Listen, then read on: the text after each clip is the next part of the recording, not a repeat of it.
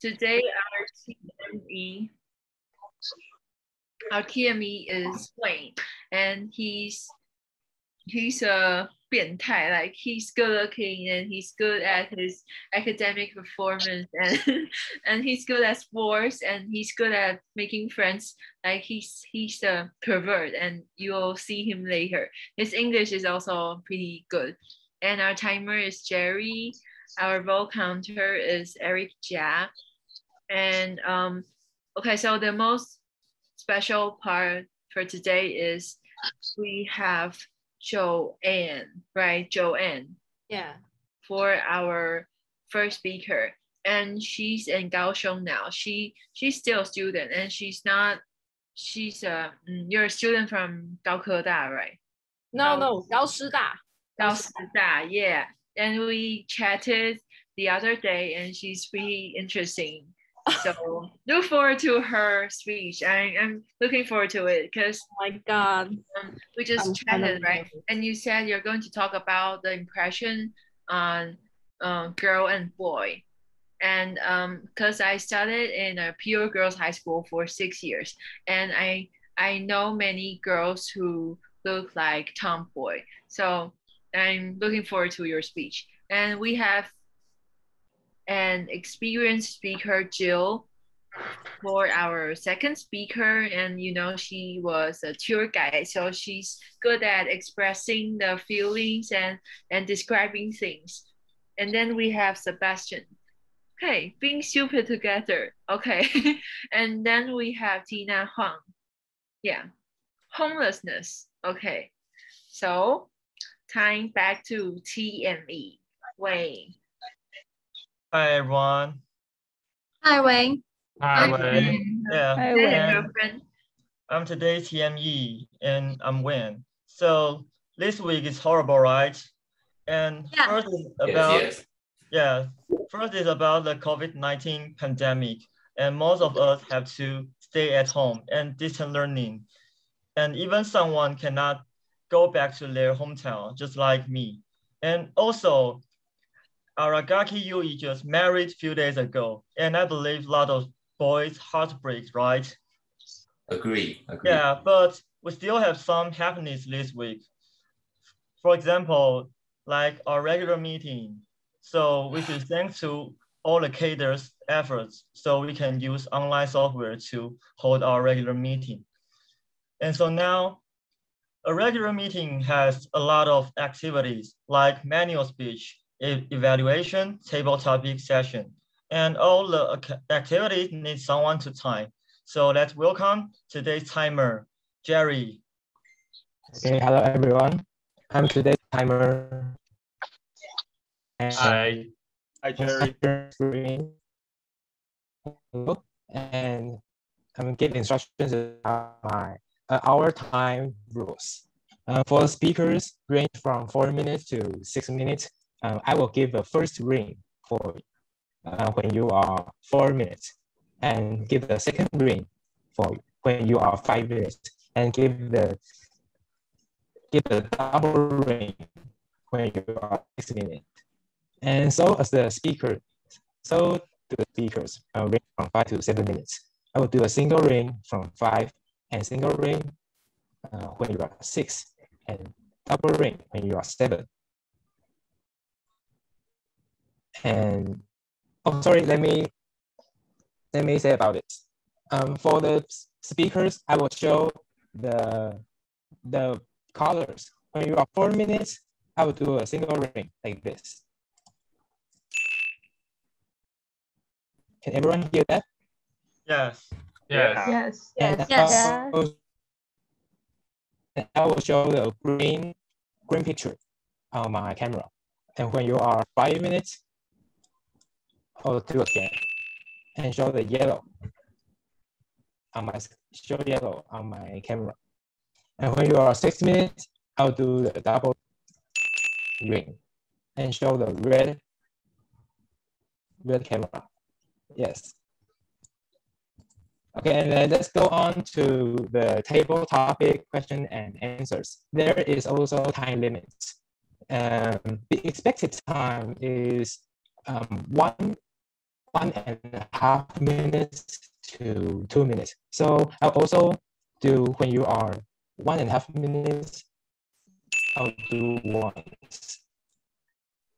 And when you are 2 minutes, and when you are 2 minutes, I will do the double ring.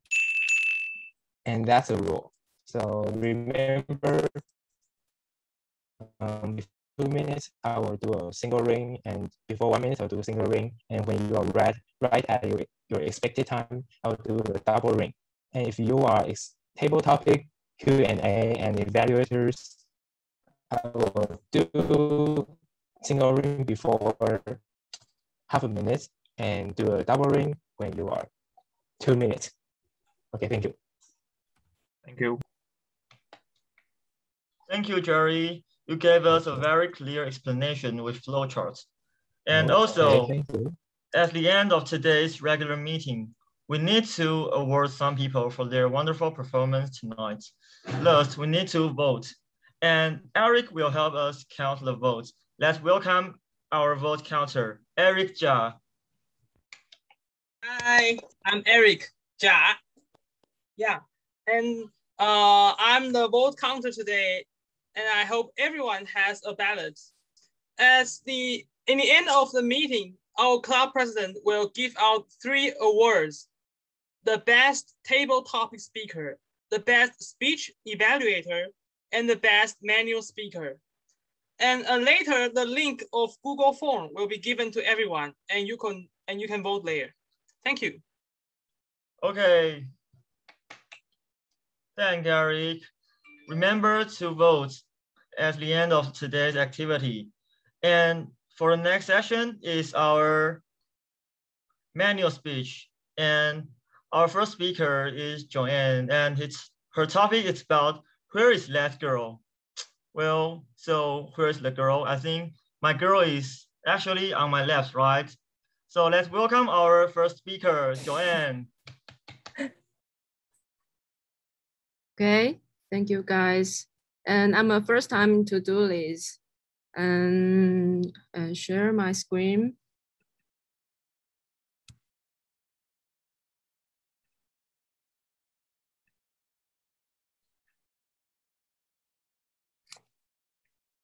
Let's start. Okay, hi guys. I'm Joanne. Hi, Joanne. Hi, Joanne. Hi, Joanne. Thank you guys. And the topic today I'm going to share you is where is that girl? And I want to ask you guys, have you ever seen or watched this movie in theater on March? Have you? Yeah. Yes. Yes. And English about this movie is Men in Love. And I want to ask you guys that, are you crying? Were you crying in that movie when you see in the movie? No. Someone no, and someone is yes. If you are crying, don't worry, you are not alone, because I almost crying maybe 30 minutes in the theater.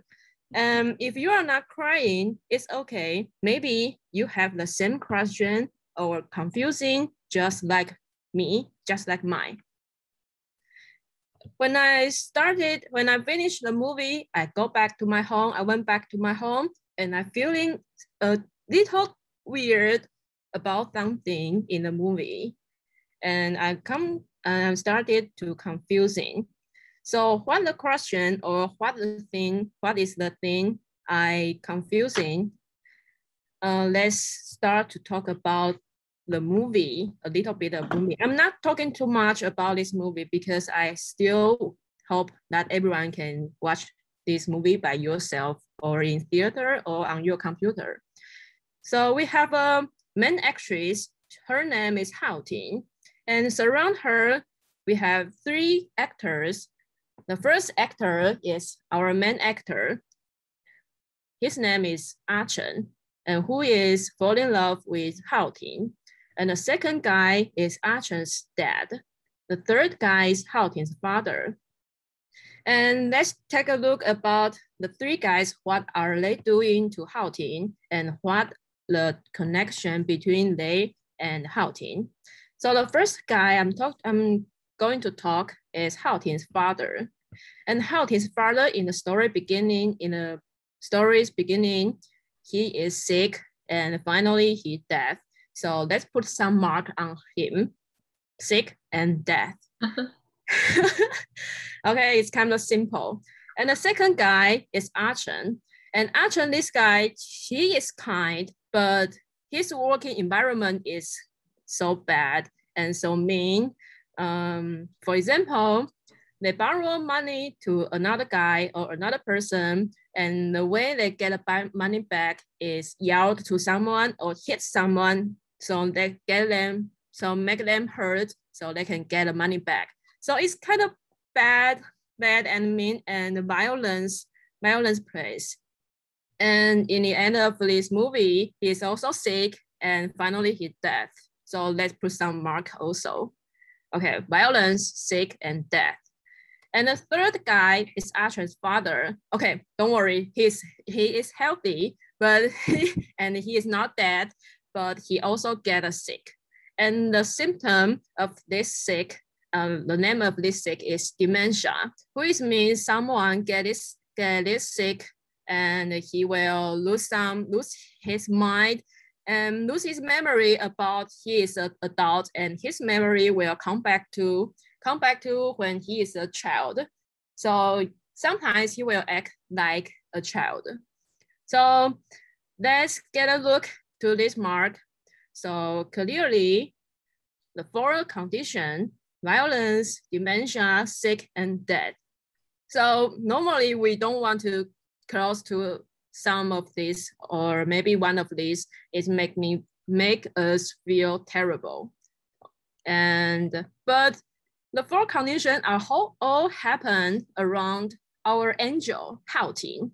And she accept this condition and say, oh my God, I have to take care of them because I fall in love with Archon. And even so, in the end, she also taking care to Archon's dad, even though she is not married to Archon. So I think it's ridiculous to every girls in real life. And the love is just like a jail because we cannot see what Hao Ting thinking or her dream or her personality. The only thing we know is she is love Archon, and she is a devoted guy, and she's share everything and taking care everything surround her. And I think this movie is going to talk about the patriarchy culture in Taiwan. It's not just a romantic story, it's also a patriarchy culture in Taiwan, because Hao Ting is get a lot of things, and just because she is a girl and she accept and she is fall in love with Archon. So it's kind of weird, and I think this movie are going to talk about this. And I'm not going to make a judgment because I think it's just a culture and it's come from our parents, our grandparents, or long time ago. But in the end of this PowerPoint, I want to ask you guys, in 2021, the impression about patriarchy culture always be bad. So are there any good sides in patriarchy culture that we can pass it down to next generation?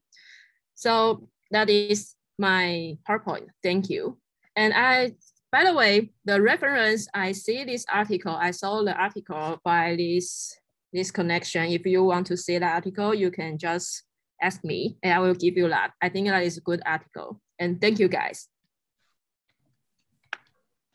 Okay. Well, thanks for your wonderful speech. And I think Men in Love is a very great Taiwan movie. And your perspective to this movie is very explicit and fun. And for our next speaker, Jill, she will bring us a very interesting topic about ancient Chinese fashion. So let's welcome to Jill. Thank you. So I will start by sharing my PowerPoint with everyone. Wait. So hello everyone, my name is Jill, and As you can see, today's topic is ancient Chinese fashion. And what do you see on the slide? You can only see women's clothing on the slide. So that means I will only talk about women's clothing in today's presentation. And to kick things off, let's travel back to the Han Dynasty. So in Han Dynasty, they had a huge influence on Chinese culture, including fashion, and the style of their clothing was much conservative at the time, and yet still dignified and elegant. But as you can see, you couldn't see piece of their skin because there was much conservative. And the style of the outfits, this style of outfits shown on the slide is usually worn in a formal situation, in a formal ceremony. And this outfit is called 身衣 in Chinese. So don't be intimidated by the Chinese word. It means deep garment or outerwear.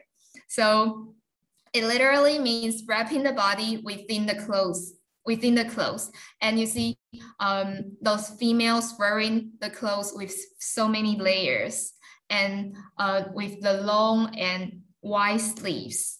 As well as if you see the waist, you will see the sash tied around their waist and with some jade decoration around their waist. I feel like it looks so elegant. And on the bottom, they will wear the pleated skirt. Sorry, not this one. They will wear the pleated skirt. It's right here to cover all of their skin. But generally speaking, they look gorgeous for me. So let's get a few hundred years forward to the glorious and the glamorous and the only Tang Dynasty.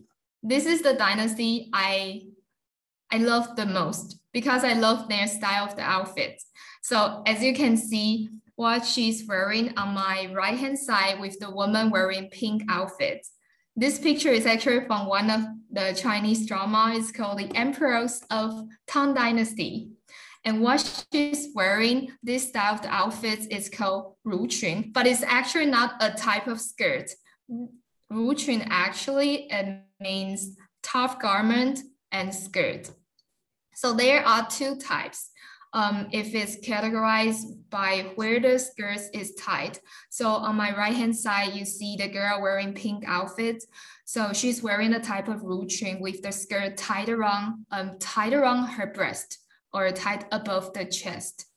So for me, this is a bit like torture if you are asking me to wear this type of ruqun with the skirt tied around my chest. Imagine I have to tie around the skirt above my chest. How hard for me to breathe. And imagine if accidentally, if the skirt fell down, how embarrassing would it be? So that's, if you ask me to try this on, I would never try this on. And you can look at on my right-hand side, this is another type of ruqun. So she's wearing the skirt tied around her waist. And I love this one. This one is probably my favorite one. So if I had the chance, I would definitely consider trying this on.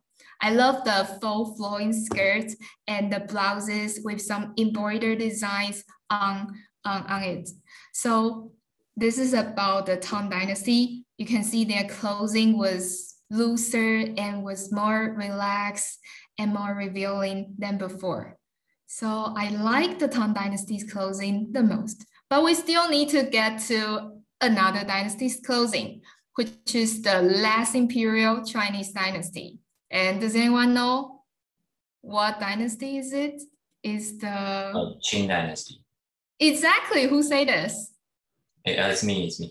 Okay, so it's the Qing Dynasty. But before I mention the women's clothing, I have to tell you, Qing Dynasty is not really set up by Chinese people. It's when the Manchurian took over China. So technically, their clothing isn't Chinese clothing. But I have to say, one of my favorite Chinese drama is set in Qing Dynasty. So how can I live it out? So this is a picture from one of my favorite Chinese drama. And before I talk about women's clothing, I would like to mention the most recognizable style in Qing Dynasty. And do you know what is it? The hint is in the picture. is neither women's clothing nor men's clothing. It's actually, if you look at their head, they have to shave their, yeah, exactly. Eric, you are just like rubbing your head, rubbing your hair. So the thing is, the most recognizable style in Qing Dynasty is their hairstyle of men. Luckily, women didn't have to shave their hair. But for men, you have to shave like the front part of your hair and make a little ponytail on the back. Well, it still looks stylish. It looks stylish in Qing Dynasty, but if you do this in modern world, well, it would be interesting. So if you want to give it a try, you can try this hairstyle. It would be interesting. And let's go back to our main topic, which is women's clothing. So in this dynasty, the Chinese adopted Manchurian style of outfit, and it was categorized with the short, narrow sleeves because they need to ride on horses, hop on horses. So their sleeves have to be short and narrow, and they love riding on horses. So even their collar is in the shape of saddle and with some embroidered design on their clothing. So this traditional outfit is called qipao, the same name as the one I show you on my right-hand side. So it might surprise you that qipao is actually not Chinese invention. It's actually Manchurian's invention, but it becomes well-known around the world and thought it was Chinese invention, but technically it is not. And the name qipao is also really interesting, comes from Qi people, which is another name for Manchurians, the minority group in China. So Manchu ruler organized their people into 8 banner. So they also call them banner people or Qi people. So that's why the traditional dress is also known as banner dress or qipao.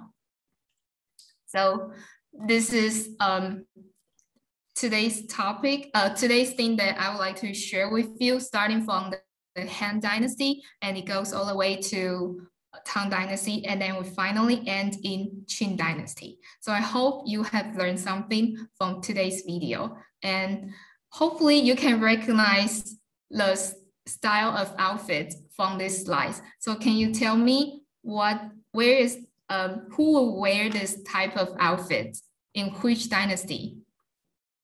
Only 3 choices. One is in Han Dynasty, and the other one is Tang Dynasty, and the last one is Qing Dynasty. So there will be Han Dynasty. Yeah, exactly, because it just wrap your body deep within the clothes. So that is like the representative feature in Han Dynasty. And then when it comes to Tang Dynasty, you can expose much of your skin. It's much like a modern world, so I like their clothing the most. And then we go all the way to the Qing Dynasty. It went back to the conservative society, but then when it came to the modern world, it became the modern qipao. Then you can expose as much skin as you like. So hopefully that you have learned something from today's video. Thank you for your listening. Thank you, Jill. This is a very interesting presentation, and I did learn a lot from your slide. And ancient Chinese outerwear is very unique from other cultures, I think. And even for now, I can still see a lot of people wearing Tang Dynasty clothing on the street. And I think it's a trend and very fashion. And for our next speaker is Sebastian, and the topic he gonna bring to us is a German word, and I think it accent is Schwanden. So let's welcome Sebastian. Okay, so hello everyone, I'm Sebastian, and can everyone hear me? Yes. Yeah. Yes? Yeah. Okay, so today I want to share my reflection of this book, and wait a minute. Okay. Wait.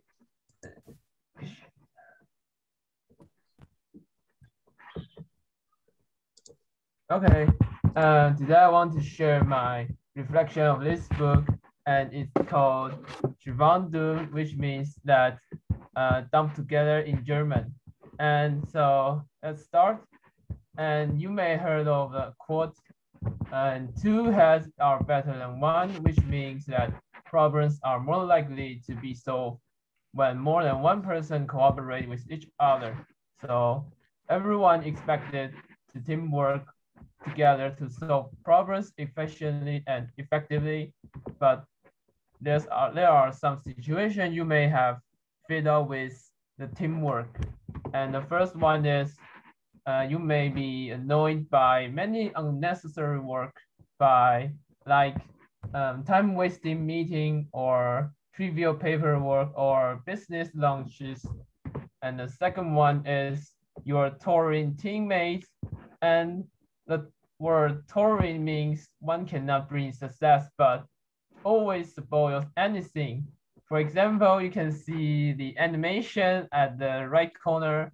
There are two NBA players, LeBron James and J.R. Smith, and you can see LeBron James shot it at J.R. Smith because he did not make a shot, but did nothing when getting the ball at the last few seconds. So this caused them had a playoff and eventually lost this game. Under this situation, teamwork may turn into a nightmare and will be torturing you. But it may be not your fault. And in this book, Zusammentun and author Gunter Dück criticized the bad teamwork, and he proposed the idea, and I try to I use Google Translation for us. So blöd sind wir nur gemeinsam. And can everyone hear the Google Translation? Yes. Yes. Okay. And just this book's words and its translation is we become doomed together. And the reason for this is the bad teamwork. And the author say, and he also mentioned that a bad teamwork can be attributed to the three main factors. And I will show these three main factors. The first one is your boss set an unreachable goal, and you and your teammates cannot handle it. So you have to spend much more time on dealing with problems, which result into a lack of comprehensive understanding. And you don't have enough time to revise your work. And the second one is too many trivial works. Your boss may separate your project into many trivial parts, and you just waste time on dealing with many trivial parts and left your schedule behind. And the last one is maybe you have an arbitrary boss, and the word arbitrary means someone is too decisive to receive others' suggestion. And with this kind of boss, your team may follow the unsuitable instruction to solve problems, and no one take a greater idea into consideration. So, and a good teamwork should avoid this three factors. So on the opposite, you can do the following below when you are a team leader. Set a reasonable goal with the plan, because a goal without a plan is just a wish, and try to focus on the most important part and not on your trivial part, and always being willing to receive other suggestions. So this three factors can improve your teamwork and and your teamwork may not become a nightmare. So thank you for listening.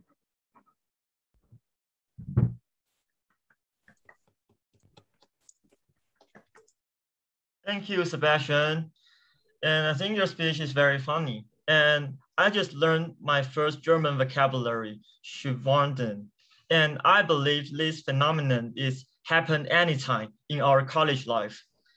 And the method you provide us is very helpful. So for our last speaker, Tina, and the topic she gonna bring to us is homelessness. So let's welcome our last speaker, Tina Huang. Hi. Sorry. I cannot start share screen.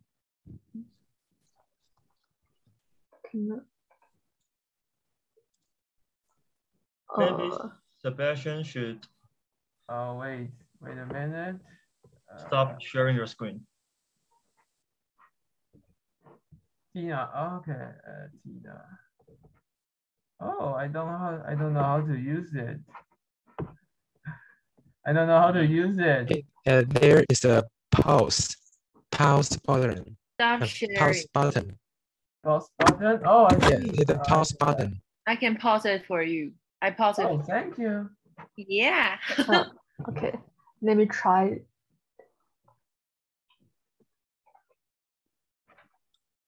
Okay, so today I want to talk about homelessness.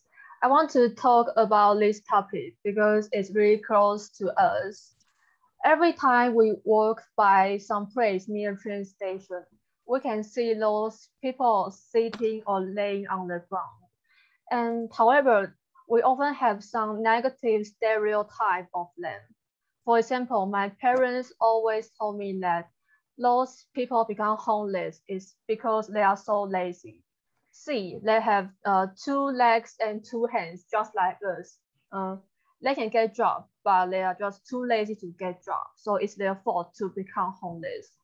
Or maybe we have some other negative assumption of them. We think that they may addicted to gambling, alcohol, drugs, something like that, or they may own somebody too much money and that he cannot afford, so they end up like this. In conclusion, we always think those people do something wrong in their life, so they end up being a homeless like this. However, is that true? Actually not. Let me say more about that. So recently, I find a YouTube channel called Invisible People. In this channel, there are many videos about homeless people, and we can know more the truth about those people. Now I want to play you a short video. Your homework, tell me about it. Okay, so when I was 13, my mom kicked me out. Well, it wasn't really my mom, it's my foster mom. And she kicked me out, so I've been traveling and living in the forest ever since. And you're 19 now? Yep. You've been homeless how long? 5 years. 5 years? Yeah. How do you survive? I crash with friends, I just do whatever. So from the video, we see a young girl and she become homeless is because she had a terrible mom who kicked her out of home, so that she become homeless. And there are many people just like this young girl. They didn't do anything wrong, just some bad thing happened to them. There are many moms with a child on the road because they have a terrible dad or husband. The man abuse them at home, so they need to rent out of home. They need to live at the street. And also there are many teenagers in a young age that live in the street because their only family have some serious illness that need a lot of money to here. So maybe they don't have enough money for themselves to pay the rent anymore. So they need to live on their feet for survive. In conclusion, the vast majority of homeless people didn't do anything wrong or did some bad decision. Just something bad happened to them. They are just unlucky. And besides this uncontrollable factor lead them to become homeless, there are other factors which related to the cost related to the policy of the government. First, there are not enough housing units that are affordable to extremely low-income renters. Let's see the picture on the right. It shows that there are a number of 11 million of extremely low-income renters in the USA.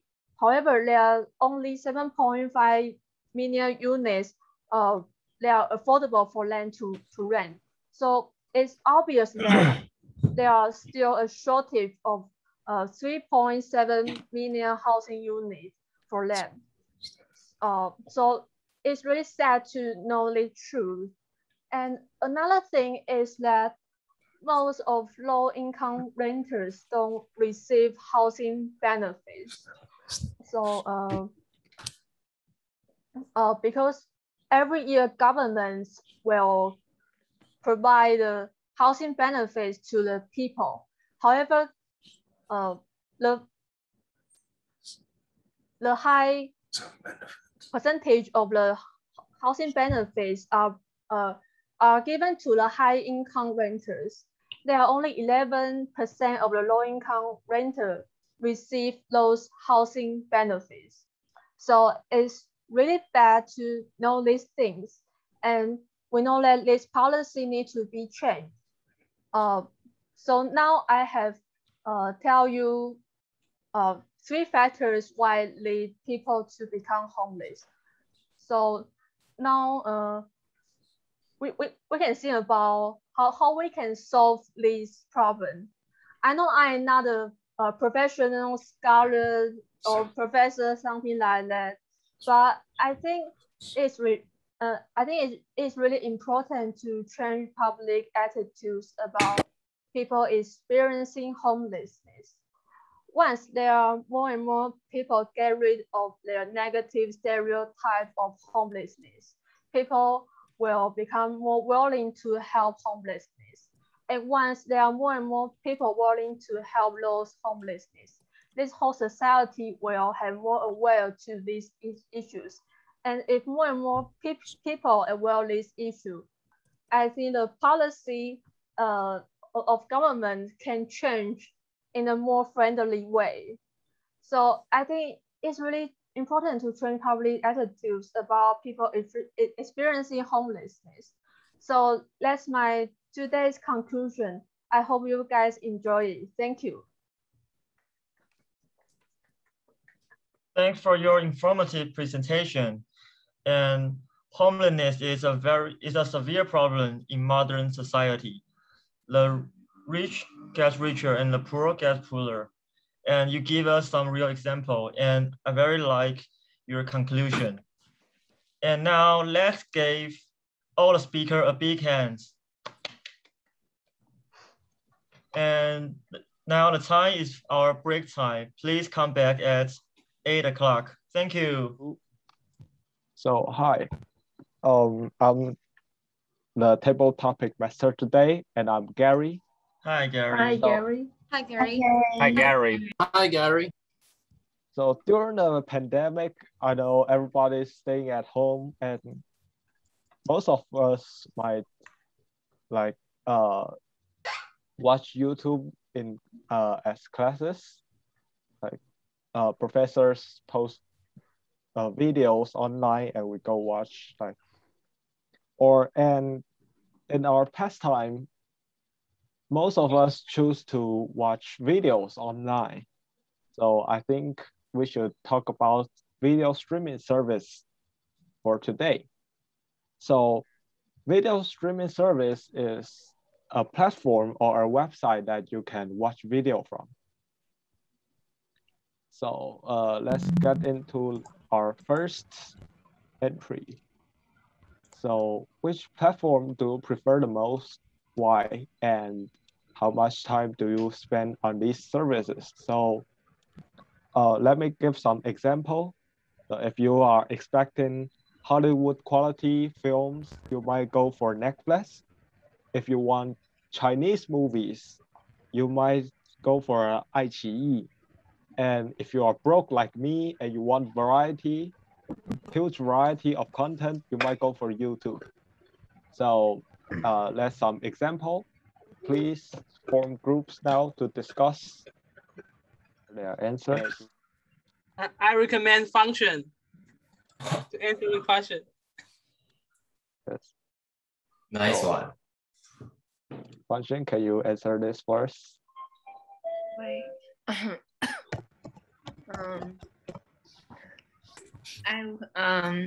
I think the one I use the most is YouTube because I'm obsessed with because I'm obsessed with clips and videos instead of just pictures or images.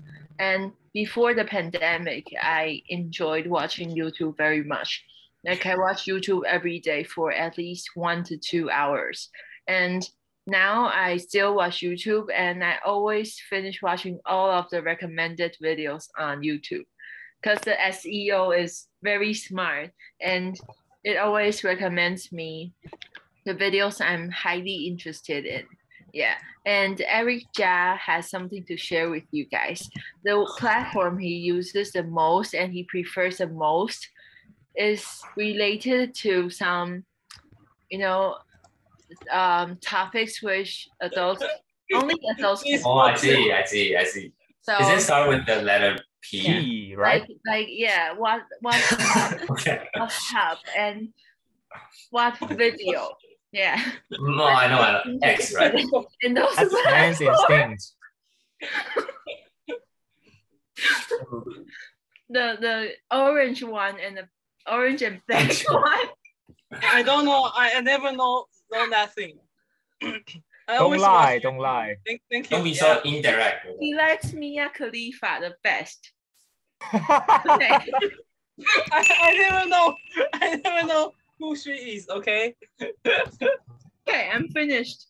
Oh, great answer. Great answer. Thank you. A round of applause. Round of applause. Yes, for pure courage. So does anyone else want to answer this question?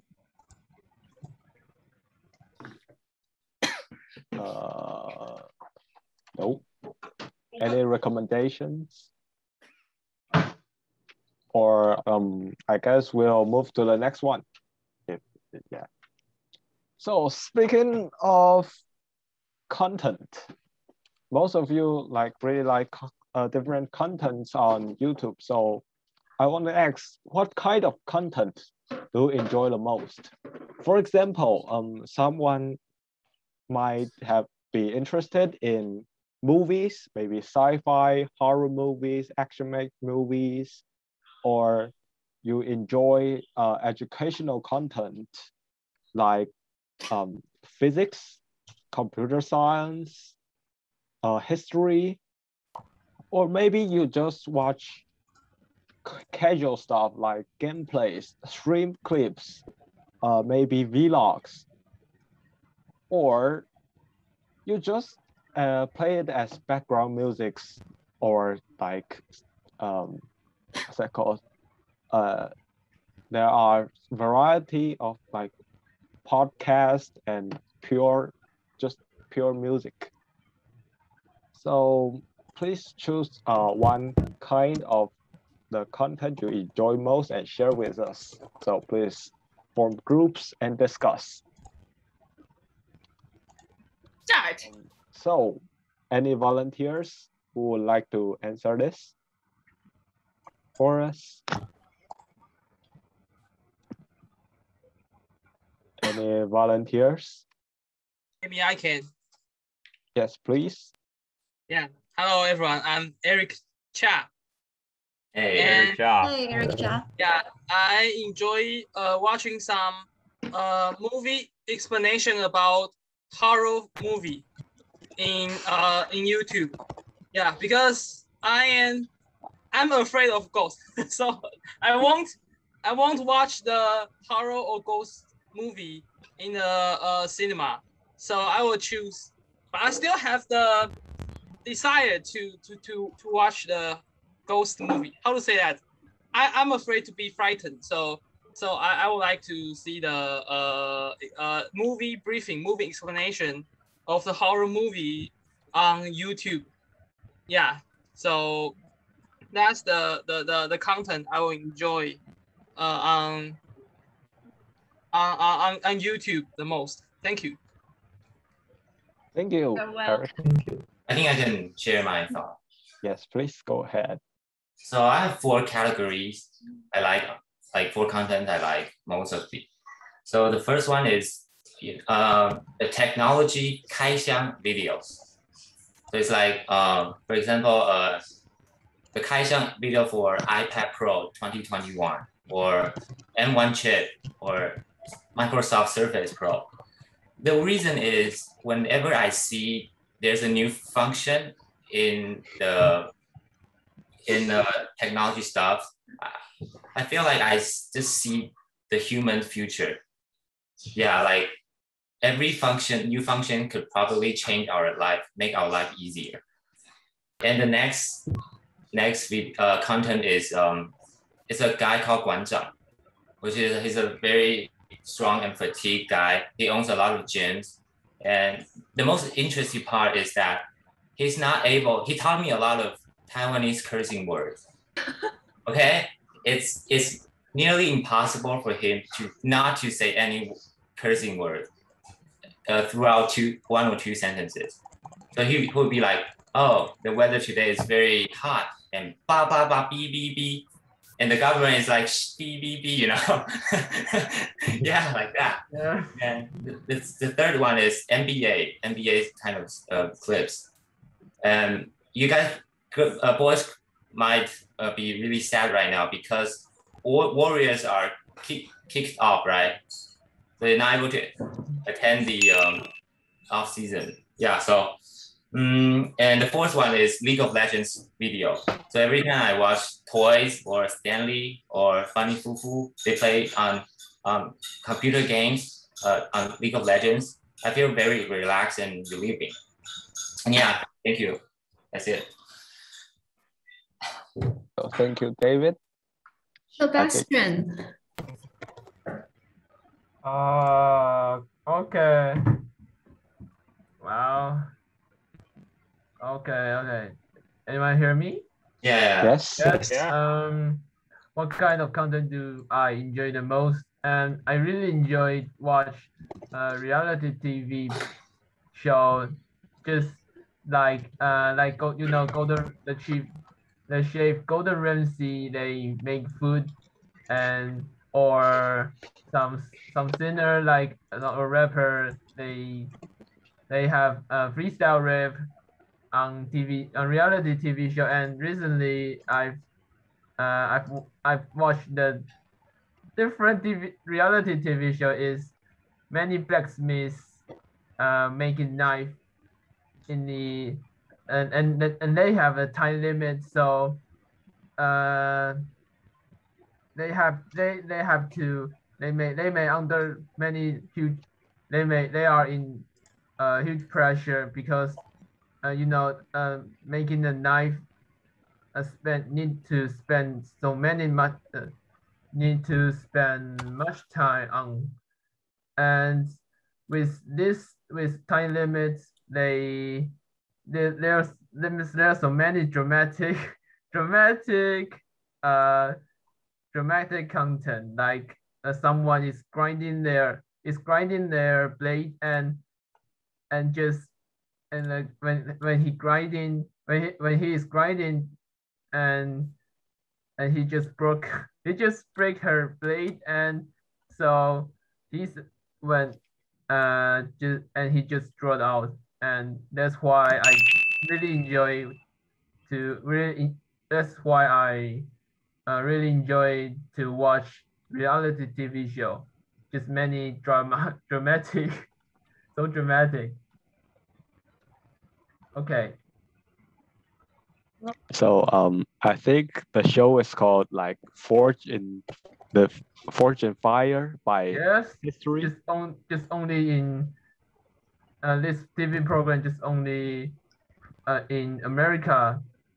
Yeah, produced by History Channel. Yes, just produced by a History Channel. So if anyone is interested in, you might want to check it out afterwards. So I think we can move on to the next question. I wonder. So this one is kind of much deeper and more difficult to answer. So it is, do you think video creators should be responsible for spreading misleading information, such as many YouTubers have done some controversial stuff like smoking, swearing on live streams, and not censoring anything, and maybe like months before, I think you all heard of a YouTuber called ID Sasa, who talks about some incorrect medical knowledge and spread it.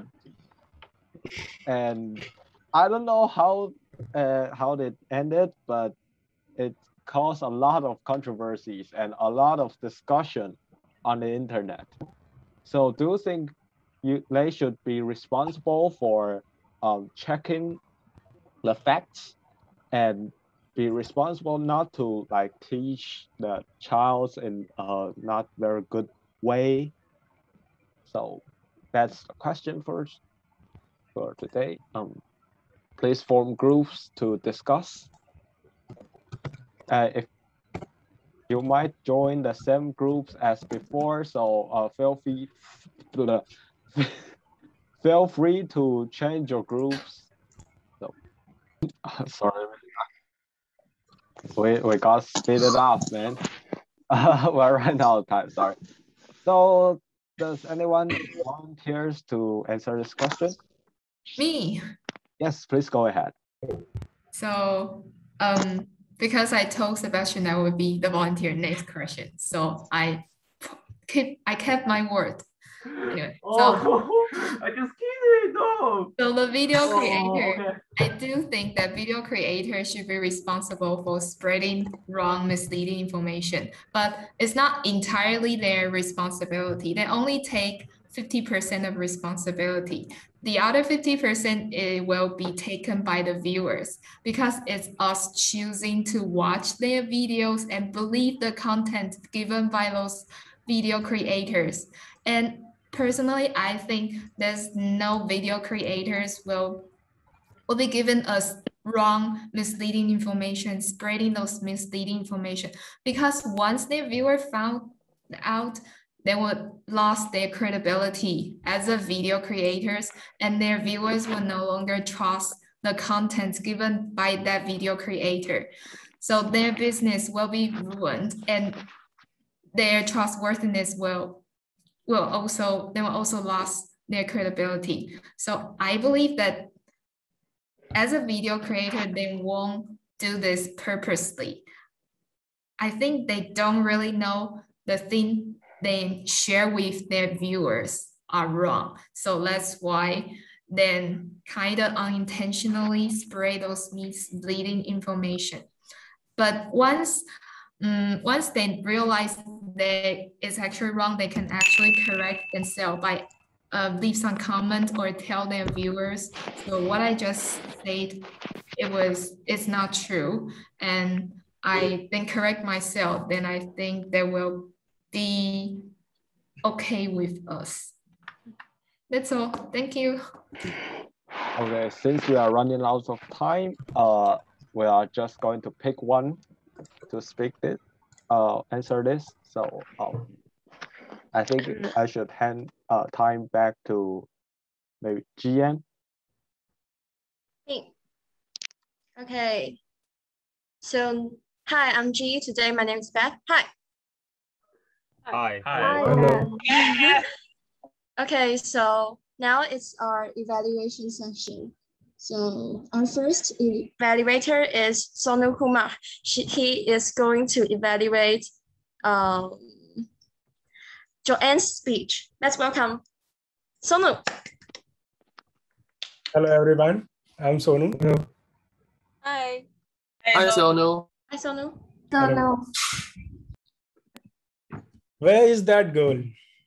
Wow, your topic itself was enough to attract the audience. You started with some more questions, and that is I think the best way to connect with audience. Congratulations, John, for a wonderful first speech of yours. You were very clear in what you wanted to convey to the audience.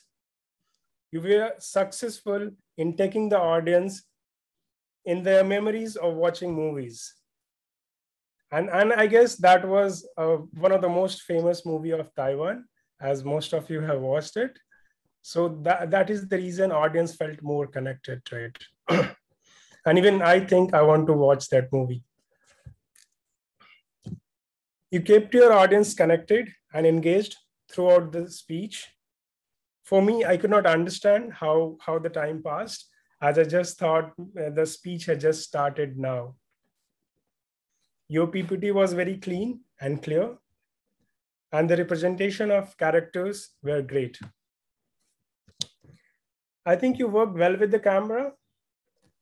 You were constantly looking into the camera, which does the work of eye contact.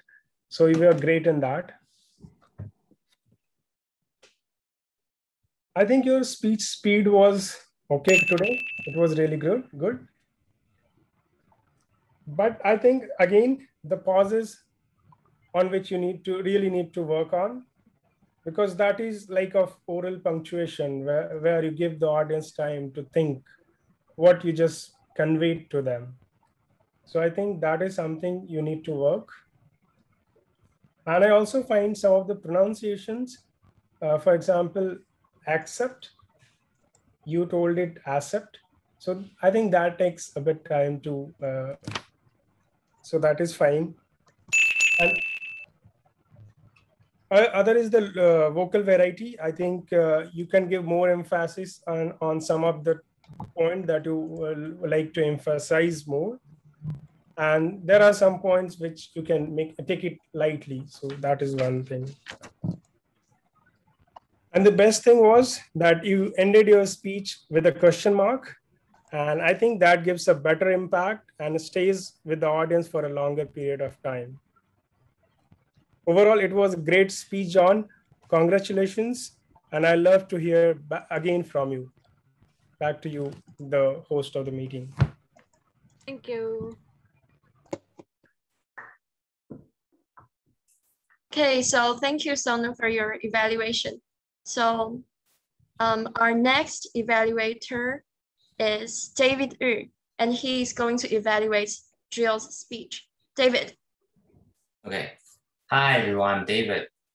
Hi, David. Jill. Hi, David. Well done. Your speech is very informative and it's a very great content. And also, I like the fact that you utilize the chronological way to show the audience the whole evolution of women's clothing throughout the Three Dynasty. And one thing I really appreciate is that the pictures you selected are very good looking. Okay, so it's really hard for me to take my eyes off it, so which I really appreciate. And plus, I like the fact that you, for example, you use, when it comes to top garments, you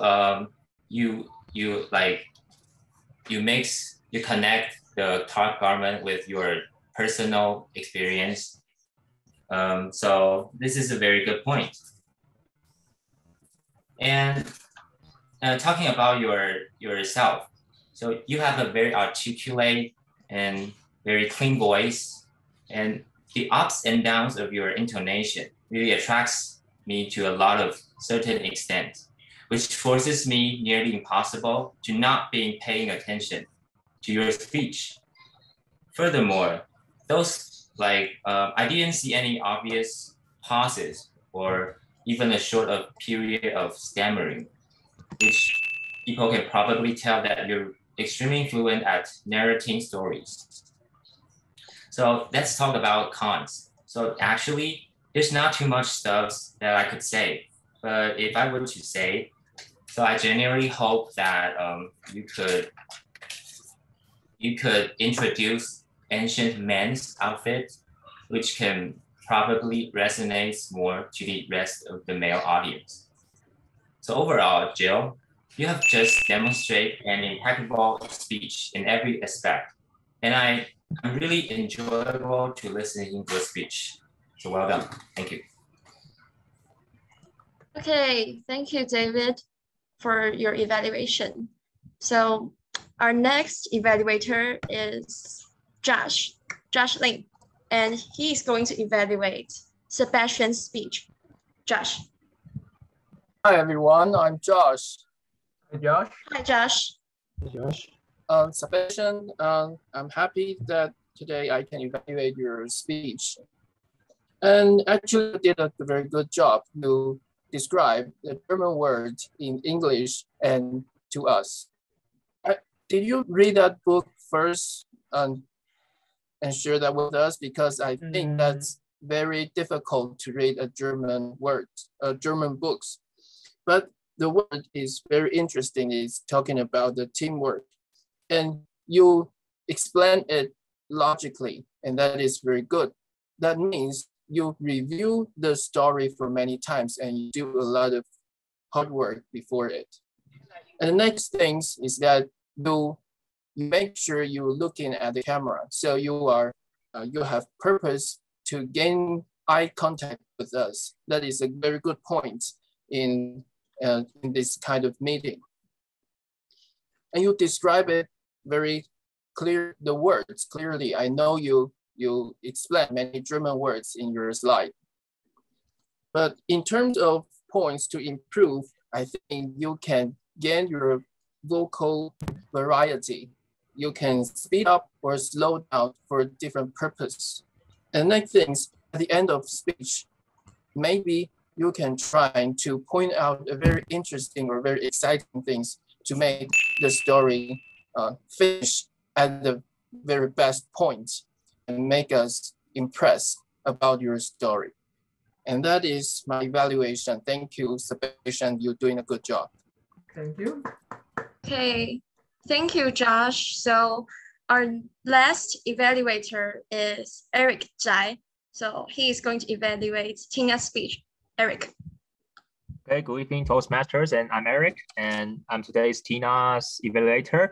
And so first of all, I have to say that I really like Tina's topic. It's talking about homelessness and she points out that because we have, I think most of people will have the stereotype about the homeless person because we will think that they are do something very bad, but actually they are not. Maybe it's because you point out some reasons. It's because maybe they are just like their face is not very good. Maybe they were born into a bad, not very good family, so their face will become more difficult to grow up. And also I really like your slide is that you're using pictures to show more. We can be more clear to what you are talking about. And one thing is you give us the resources and illustrate the video. So I think this will make us to be more you can deliver your information more concrete. So I really like the presentation what you're using today. And second is you point out a very severe problem about our society is low income.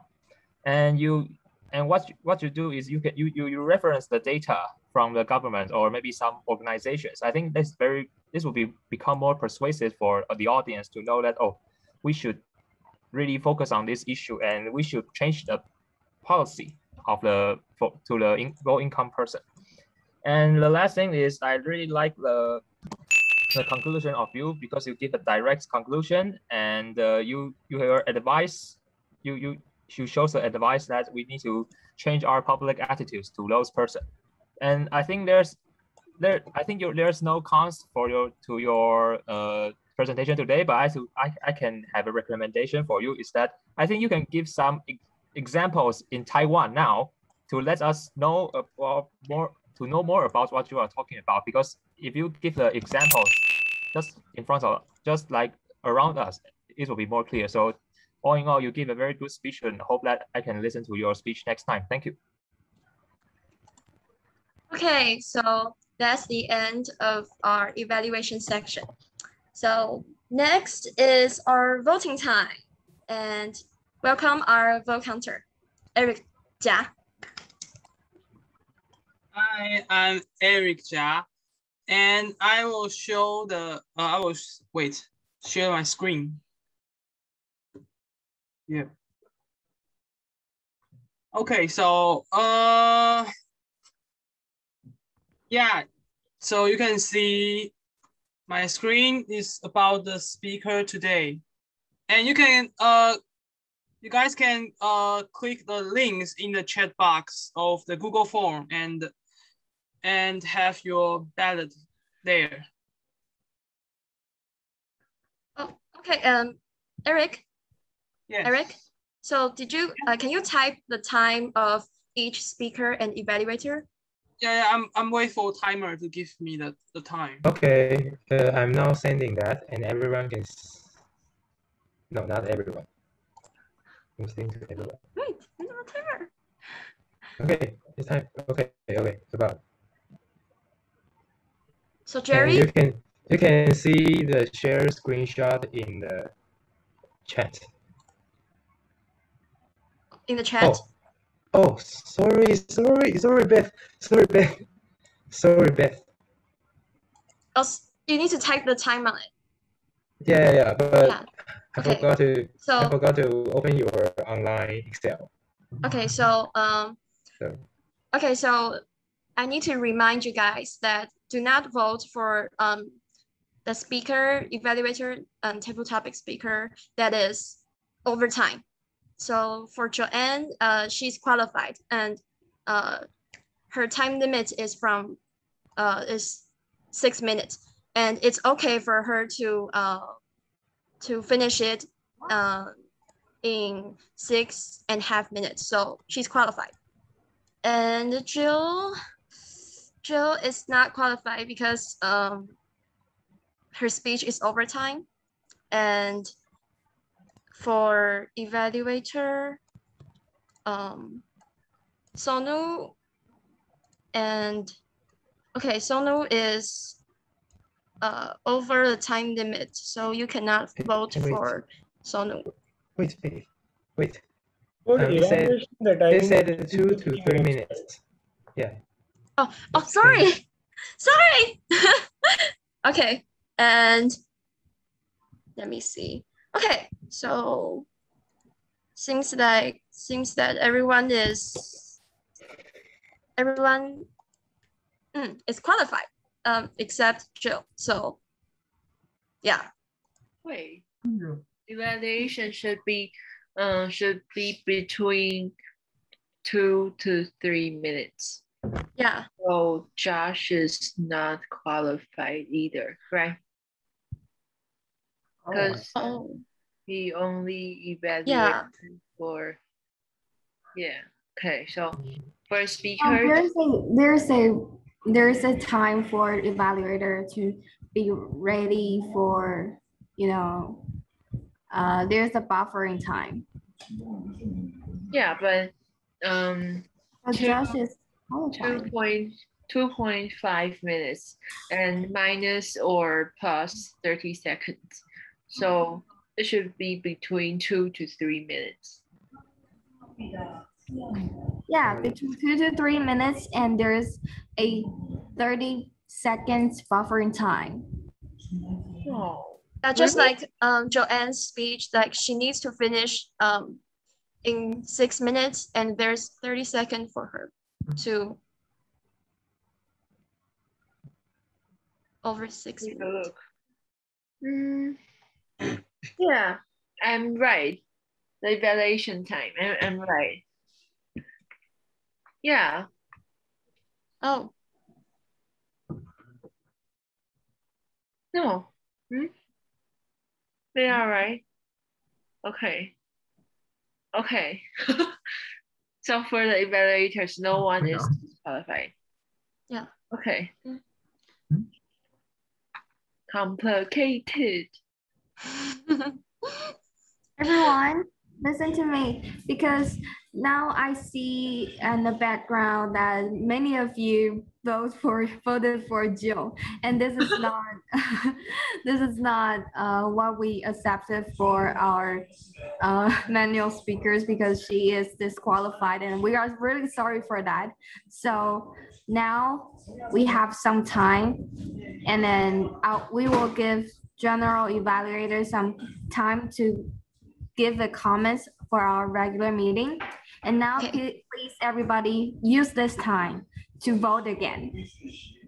Okay. The same Google Sheets, or you will open the same Google Sheets. I just deleted all the comments, so please do it again. Okay, so now it's my time to give some comments on today's regular meeting.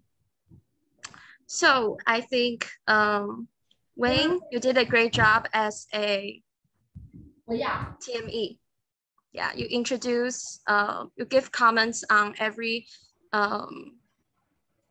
speaker specifically. So I think you did a great job. And also, yeah, okay. Our timer and vote counter, you guys also did a great job, because yeah, you didn't have any mistakes today. So good job. And today, now it's time to evaluate today's manual session. And for our first speaker, Joanne, here's the comment. So I had seen this movie before the pandemic got worse.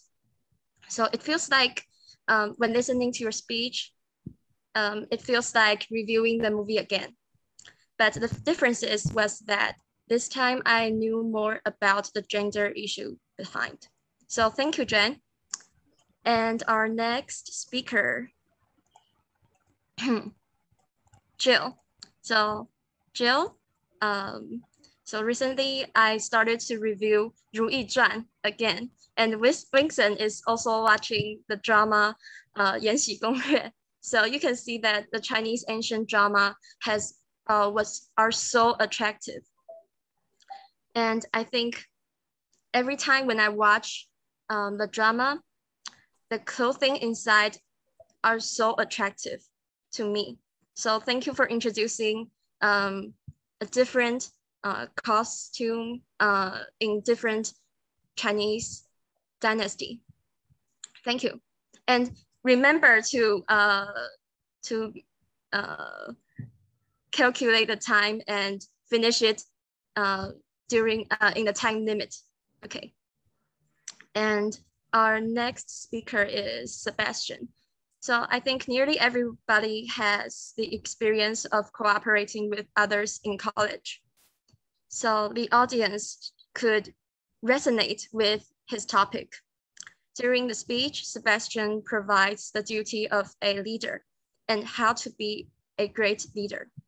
You know, Toastmasters is a club of training critical thinking and leadership. So Sebastian's topic actually relates to the purpose of what we should learn throughout our meetings. Thank you, Sebastian. Okay, so our last speaker is Tina. So Tina introduced a social issue that maybe many of us have seen every day, but never thought further about the problems behind. Tina offers some reasons behind poverty to us. So I hope everyone has changed their stereotype after the speech. So let's give today's speaker a round of applause. Okay. So next is our table topic session. So Gary, I think maybe it's because that this is the first time that you do the table topic session, especially online. So next time, maybe you should be careful about the time limits and it would be better. But you give us some great questions. So also, thank you. So the evaluation session. So after listening every evaluator's evaluation, I think you guys did a great job because you provide some specific and clear thoughts to the speaker's speech. Yeah, great job. And that's the end of today's general evaluation. And let's go back to our president function. Okay.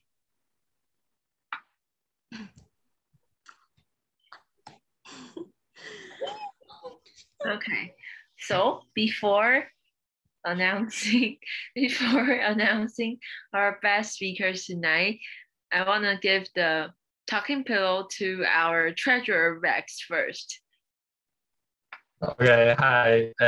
I'm a treasurer in Toastmaster, and I'm Rex. And recently there is some new club member. So if you didn't have paid a club fee or didn't give me your basic personal information, you can contact me, and I'll leave my name in the chat room. You can contact me with the messenger. Thank you. Back to Okay, and today's TME is Wayne, right? Okay, wait for a second. Wayne, okay. Here you go. And our best table topic speaker goes to Gia. Yeah, thank you for that. And our best evaluator goes to Sonu.